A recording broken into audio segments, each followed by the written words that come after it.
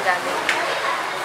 Di bali, ang tatay ko ay galing sa La Union. Hindi po siya napangasawa ko sa Pinas. Pero kami po lumaki sa Maynila.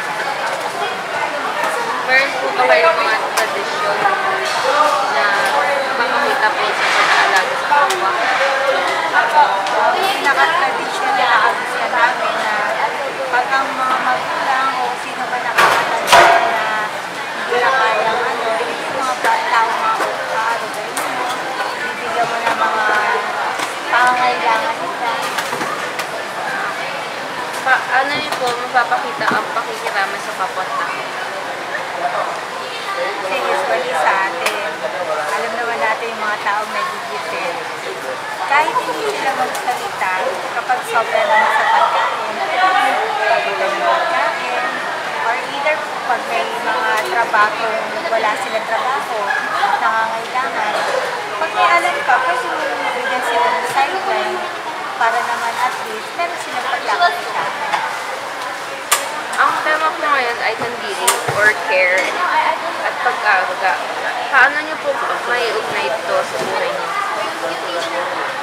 Dahil tayo mga likas sa atin sa mga Pilipino, yung tradisyon na yung sa pamilya, na kahit sabi mo pang malayong kamag-anak or kahit sino pa yan, basta pag sinabi mong pamilya, usually lahat ng mga kailangan kahit malayo na, nagtutulungan pa rin kayo.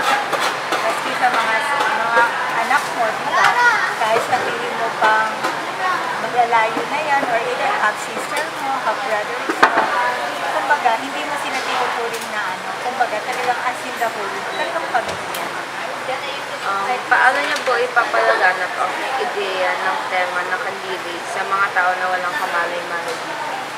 Siyempre, uumpisahan ko yun sa sarili kong anak para at least malaman nila na sa buhay ng tao, hindi ka pwedeng mabuhay na nag-iisa ka. So, dapat, kung ano meron ka, i-share mo at the same time, iano mo yung pagbibigay. Sige po. Thank you po. Ano po pangalan niyo? Awareness of the man.